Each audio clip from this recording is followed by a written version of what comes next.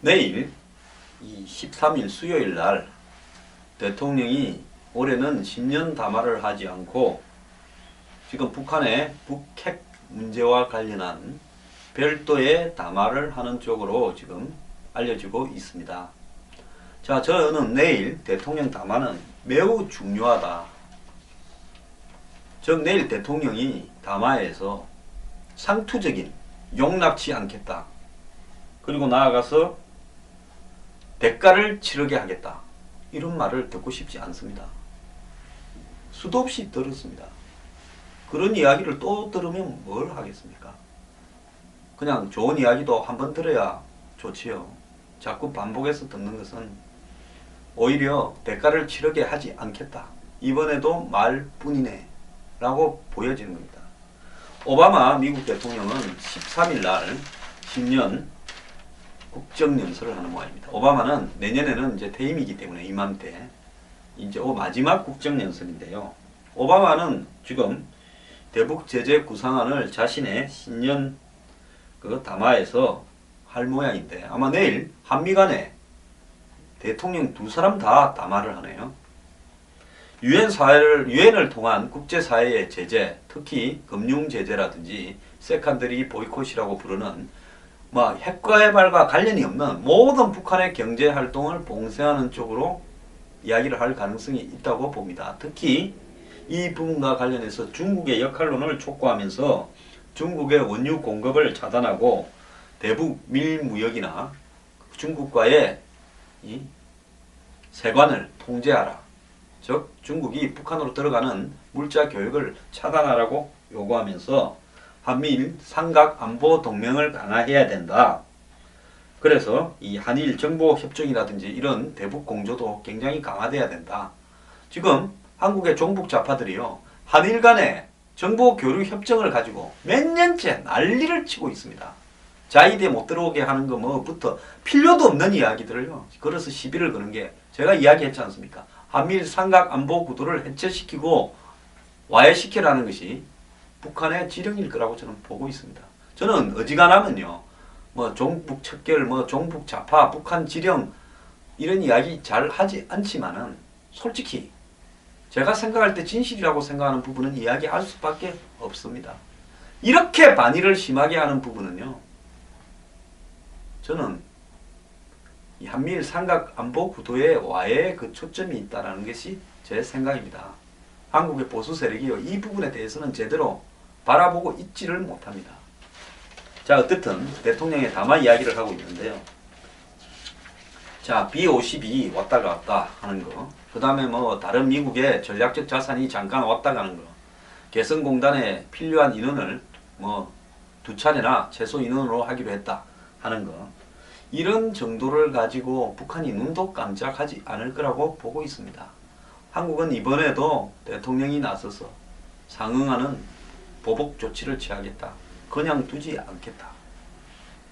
이런 도발에는 단호한 맛을 보이겠다. 이런 소리 할 거라고 다 알고 있을 겁니다. 그런 소리 해봤자 그냥 말풍선이죠. 만화에 보면 말풍선 있지 않습니까? 하나 만화하는 겁니다. 자, 강도 높은 보복을 말로 하기보다는요, 이제는 북한하고의 이 핵을 둘러싼 이 게임에 있어서 기본적인 틀을 바꿔야 된다는 것이 제 생각입니다. 자, 바둑을 할 때 가장 해서는 안 될 일 중에 하나가 상대가 두는 대로 따라 두는 겁니다. 저기 구석에 몇 점 두다가 또 저쪽에 가면 왔다 갔다 그냥 상대가 두는 대로 하수는 끌려다니다가 나중에 보면 판은 내 거는 다 잡혀버렸습니다. 안 그러면 아무리 내가 더 봤자 상대보다는 계속 집이 수십 집 이렇게 지는 형태로 가다가 조용히 끝납니다. 그렇기 때문에 이 두 사람이 도박을 할 때는 상대의 게임에 따라가서는 절대로 안 되고요. 상대가 어떤 도박을 하면 그 다음에는 다음 판은 네가 하는 게 아니라 내가 짠다라고 해야 됩니다. 예를 들어서 우리가 인질극을 다룬 영화나 보면 자, 어디에 돈 가방 들고 온나 부터 시작해서 하면 끌려다니다가 결국 돈만 뜯깁니다. 그럴 때는 야, 네 시키는 대로 안 하겠어 임마. 죽이든지 살리든지 마음대로 해야 하고 전화 끊어버려야 됩니다. 그러면서 이제는 내가 이야기하겠다. 돈 받으려면 내 시키는 대로 해라. 이래야 인질범을 잡을 수가 있습니다. 그래서 게임의 규칙을 바꾸는 게임 체인저, 즉 게임을 근본적으로 방향을 전환시키는 역할을 박 대통령이 해야 된다는 겁니다. 그걸 갖다가 못한다면요, 그야말로 이 위기에서 국정을 끌고 갈 능력이 없는 겁니다. 저는 할 수 있다고 보고 할 거라고 믿습니다. 자, 그럼 어떻게 해야 되냐? 기본적으로 핵에 관련된 우리의 틀에 대해서 깨야 된다는 겁니다. 자, 지금 북한은 핵폭탄이 최소 10개, 최고 30개까지 있을 수 있습니다. 그리고 정폭 핵 분열탄 같은 수소폭탄, 중성자 폭탄으로 가는 중간 단계에 있습니다. 자, 그럼 북한은 핵 보유 국가입니다. 미국이 인정만 안 하는 거죠. 지금 북한의 요구사항이 우리가 핵 보유국이라고 파키스탄이나 인도처럼 우리도 인정해주라 이 이야기입니다. 과거에 핵을 보유했다가 핵을 폐기한 나라들이 있었죠. 남아프리카 공화국이 핵을 보유했다가 포기를 했고요. 이스라엘은 포기했다 했지만 사실상 들고 있을 겁니다. 그 다음에 이란 같은 경우에는 핵으로 가는 단계에서 지금 미국이 핵을 폐기하라는 부분에 서로 합의가 됐다고 이야기하고 있는 거죠. 자, 북한은 공식적으로 우리를 파키스탄이나 인도 같은 핵 보유 국가로 인정해주라 이 이야기입니다. 자, 그런데 91년 12월 31일 남북 최고위 당국자 회담을 한 다음에 공동선언을 했습니다. 무슨 공동선언이냐? 한반도 비핵화 공동선언입니다. 즉 핵무기의 생산, 접수, 보유, 저장, 사용 금지 등을 갖다가 해야 된다. 그러니까 핵무기를 생산하거나 보유하거나 저장하거나 사용하거나 이런 걸 다 금지해야 된다. 두 번째는 핵 에너지는 평화적으로 이용돼야 된다. 즉 원자력 발전소, 뭐 그런 병원에서 치료라든지, 그 다음에 핵의 제철이나 농축 시설은 보유해서는 안 된다. 자, 이 대목과 관련해서 북한은 지금 고농축 우라늄, 즉 원심 분리기, 또 플루토늄, 그거는 영변 이 원전에서 이 재처리를 통해서 플루토늄을 추출했죠. 두 가지 방식으로 핵을 다 가지고 있습니다. 이거는 기본적으로 북한이 먼저 어긴 거죠. 확실하게. 그 다음에 핵통제공동위원회 이런 건 아직도 없죠. 그 다음에 비핵화 검증위원 공동동시사찰 한 번도 제대로 된 적이 없죠. 그리고 이런 것들은 서로 발표 직후에 효력을 발생한다. 즉 이 선언문에. 그러면 한반도 비핵화 선언이라는 것이 거의 조항별로 다 깨져버렸습니다. 그러면 이 한반도 비핵화 하고 난 다음에 한국은 그 전에 최고 한 850개까지 있던 전술 핵무기, 왜 전술 핵무기라고 하는가 하면 우리가 ICBM, 즉 대륙간 이 장거리 미사일을 갖다가 이렇게 쏠 수 있는 ICBM을 가지고 쏘는 부분이 있고요. 그 다음에 하나는 뭡니까? 비행기에 핵을 달아가지고 B-52에 이 B-52가 쭉 떠 있다가 만약에 상대가 공격을 하면 B-52가 그냥 그대로 날아가지고 모스크바든 이런 데 쏘는 겁니다.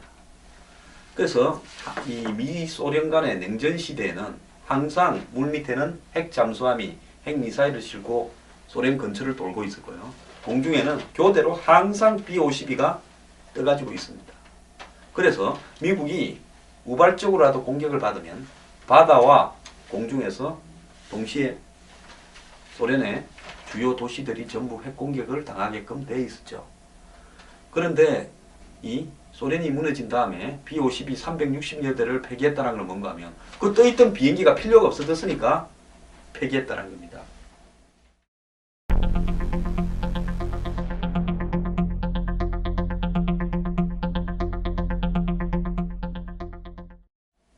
자, 한반도는 비핵화 선언 이후에 비핵화가 된 게 아니라 정확하게 15년 만에 북한이 핵 보유국으로 핵실험을 해버렸습니다. 남쪽만 비핵화된 겁니다. 그전에는 그러면 어떻게 했냐? 우리가 80년대, 6, 80년대는 한때 850기에 가까운 전술 핵무기가 미국의 이 비행기들에 달려 있었습니다. 그래서 유사시에 미국 비행기가 떠서 북한으로 가서 이 전술 핵을 발사할 수가 있었죠. 그러다가 91년 이게 있고 난 다음에 확 줄여가지고 한 150기쯤 있다가 점차적으로 다 줄여버렸습니다. 그래서 남쪽은 완벽히 비핵화가 됐는데 북한은 그 기간 동안에 뭐가 있었습니까? 2000년에 6.15 정상회담이 있었고 그 다음에 또 뭐가 있었습니까? 북한이 핵을 개발하고 났는데 2007년에 10월달입니까? 노무현 대통령이 또 김정일을 만났습니다. 2006년에 핵실험 했지 않았습니까? 지금 생각해보면 이해가 가지 않는 일이지 않습니까? 자, 북한이 핵을 가지고 있다고 발표하기 직전에 개성공단을 2004년에 열었습니다. 2004년 말에요. 그렇게 해서 2000년부터 2004년 이후에 계속 퍼다 준 겁니다. 그 돈으로 열심히 핵을 만들었습니다. 지금도 1년에 1000억씩 개성공단에서 북한으로 들어갑니다. 이것뿐만 아니라 노무현 김대중 정권에서 북한하고 무역 교류를 장려하면서 북한 물건들이 뭐 한국에 그냥 뭐 바로 왔다 갔다 안 했습니까? 수많은 돈벌이를 시켜줬습니다. 그 사이에 북한은 핵의 천국이 됐고 남한은 완벽하게 비핵화가 됐습니다. 자, 핵은요, 쌍방이 가지고 있어야 전쟁이 안 납니다. 작은 전쟁도 안 납니다. 미국하고 소련이 직접적으로 부딪힌 충돌을 한 번도 안 했습니다. 케네디 때예요. 64년입니까? 쿠바 위기가 왔지 않습니까? 쿠바가 공산화되고 난 다음에 카스트로가 소련의 ICBM 발사대를 쿠바에 설치하려고 했죠. 미국이 정찰을 통해서 그걸 발견한 다음에 이거 철수시켜라. 그러지 않으면 전쟁 3차 대전으로 갈 수도 있다. 그게 쿠바 위기 아닙니까? 그때 미국하고 소련이 거의 전쟁 직전에 갔다가 소련이 겁을 먹고 철수를 시키는 바람에 위기가 해결이 됐죠. 그래서 핵은 쌍방이 팽팽하게 가지고 있을 때야만이 핵 전쟁이 일어나지 않는 겁니다. 자, 북한이 지금 핵을 가지고 있습니다. 우리는 핵이 하나도 없습니다. 미국은 자신들의 누클레어 엄브렐러, 즉 핵 우산 아래 우리를 보호해준다고 이야기합니다. 핵 우산이 뭔가 하면 괌이나 뭐 이런 데서 핵을 장치한 B-52 비행기가 떠가지고 여차하면 북한의 핵을 떨어뜨릴 수 있다. 즉 미국이 가지고 있는 핵 능력으로 한국을 보호해줄 수 있다는 게 핵 우산인데요. 이것은 솔직히 말하면 굉장히 미흡한 수준입니다. 아니 우리 다 맞아가지고 서울이고 수도권이 다 없어져 버리고 난 뒤에 미국이 핵 우산으로 보호해주면 뭐 하겠습니까? 지금 핵 우산이라는 게 북한이 한국까지 도달하는 거리는 몇 분이면 1, 2분이면 될 건데 미국 괌에서 핵을 실은 B-52가 한국까지 날아오는 시간이 몇 시간 걸리겠습니까? 그러니까 이거는 핵 우산이 전쟁이 일어나기 위한 핵 우산이 아니라 너가 저지르고 나면 사후에 보복하기 위한 핵 우산입니다. 우리가 맞고 없어진 다음에 미국이 우리를 위해서 핵을 북한에 떨어뜨릴지 안 떨어뜨릴지 우리가 어떻게 합니까? 그렇기 때문에 핵 우산이 아니라 정확하게 전술핵을 한국에 배치해 달라고 박근혜 대통령은 오바마에게 요구해야 됩니다. 그리고 만약에 미국이 이 한국에 전술핵을 배치하는 것이 중국을 자극하고 어쩌고부터 또 시작을 해서 애매한 소리를 하면 니는 우리 보고 중국에 경사된다고 그렇게 지랄해놓고 이제 우리도 살아야 되겠다. 이제 한반도 비핵화는 없다. 나는 내일 박근혜 대통령이 한반도 비핵화 폐기 선언을 해야 된다고 보고 있습니다. 이런 거요. 일본하고 미국하고 상의할 거 없습니다. 일본은 하고 나면 좋아할 겁니다. 아베도 핵 가지고 싶은데요. 아니 지금 중국은 핵을 수만 기를 가지고 있고 북한도 핵을 수십 기를 가지고 있는데 일본하고 한국은 핵이 없습니다. 핵이 있다고 전쟁이 납니까? 핵이 있어야 전쟁이 안 납니다. 뭔 놈의 비핵화고 평화입니까? 저 좌파 종북들 수많은 비핵화, 평화, 비핵이꼴 평화 이렇게 이야기를 해대지 않습니까? 아니 한 놈은 핵을 가지고 있는데 우리는 핵이 없는 게 평화입니까? 일본은요. 핵을 가지려고 마음을 먹으면 석 달이면 핵 만듭니다. 이미 거의 다 개발했는데 완성품만 안 만들고 있을 거예요. 일본은 재처리까지 해서 핵을 다 만드는 재료들 다 가지고 있고 거기에 관련되는 기술을 다 습득하고 있습니다. 자, 그런데 일본은 미국의 눈치를 보면서 안 가지고 있습니다. 자, 중국은 동북아시아에서 모든 나라가 핵을 가지기를 원하지 않는다고요? 아니 그러면 북한 거를 가지지 말도록 자, 자기들은 무슨 안보리 상임 이사국이라서 그렇다 가지고 있다 칩시다. 5개 나라 다 가지고 있으니까. 그러면 북한은 안 하도록 중국이 책임지고 빼야죠. 못하고 있으면 우리도 가져야죠. 왜 우리만 못 가지게 하는 겁니까? 중국이 우리 안보를 책임지지 못하는데요. 뒤로 짜고 치는 한 통속 아닙니까? 중국하고 북한하고는? 그러면 대통령이 여기서 무슨 오바마 어쩌고 눈치 볼 거 없습니다. 우리 한반도 비핵화선언 폐기한다. 협상 당사국으로서. 거기에 따라서 미국은 전술핵을 다시 배치해달라고 한번 질러야 됩니다. 자, 미국 머리 복잡해지겠죠? 우리가 뭐 미국 꼭 시키는 대로 하는 똘만입니까? 그러진 않습니다. 우리도 살아야죠. 그 다음에 미국이 안 해준다 그러면 핵 보유 부분에 있어서 국민투표에 붙여서 우리가 독자적으로 핵을 개발하는 문제에 대해서 우리가 그렇다고 당장 되는 건 아니지 않느냐. 국민에게 의사를 묻겠다. 그렇게 이야기를 하고요. 그 다음에 이야기해야 될 부분은 개성공단은 이 문을 닫아야 되겠다고 발표를 저는 해야 된다고 봅니다. 자, 제가 3부에서 이야기하겠지만은 북한에 뭔 일이 있으면 문을 닫을 수 있다 이렇게 가는 거는 뭔 일이 있은 것은 우리가 개성공단 왜 문을 닫아야 된다는 겁니까? 두 가지입니다. 하나는 대규모 인질 사태가 발생할 수 있다는 거. 하나는 북한에 돈이 들어간다는 거. 자, 미국은 개성공단 문 닫기를 원합니다. 자, 그러면 뭔 일이 있어서 인질이 된 다음에는 문을 닫거나 말거나 필요도 없는 거 아닙니까? 북한이 닫기 전에 우리가 먼저 닫겠다고 이야기를 해야 된다. 이 정도에 상응하는 이야기가 없이 비분관계하는 것은 옛날에 조선시대 때 임진왜란 때 보면 한국에 이 저 선비들이 수염 따들으면서 나라가 위기에 있니 하면서 뭐 나라가 아니다고 비분관계했는데 그거 개뿔도 필요 없습니다. 그런 거야말로 앞에 이 영어로 ten을 붙여가지고 선비라 그러죠. 10선비입니다. 그래서요, 내일 기항의 담화를 발표하려면 똑바로 해주길 바랍니다.